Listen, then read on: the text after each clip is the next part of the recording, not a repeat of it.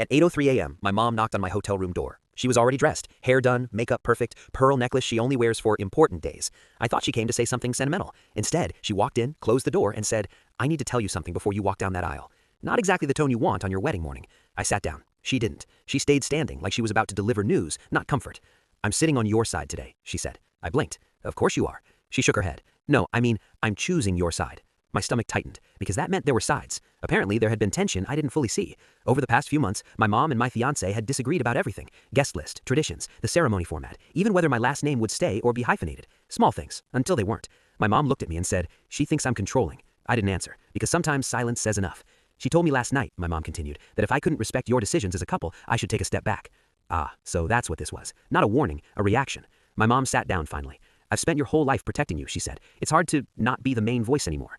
There it was. Not anger, not sabotage, fear of losing relevance. On the other side of the hotel, my fiancée was probably getting similar advice from her friends. Stand your ground. Don't let anyone run your marriage. Two strong women, both protective, both convinced they were right. And me, standing in the middle on the most important day of my life.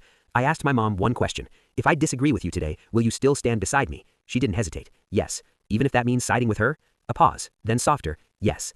That was the real choice. Not bride versus mother, not tradition versus change. It was whether this marriage would start with unity or division. So I did something I probably should have done months ago. I said, "I need you to support us, not me against her, us." She nodded slowly.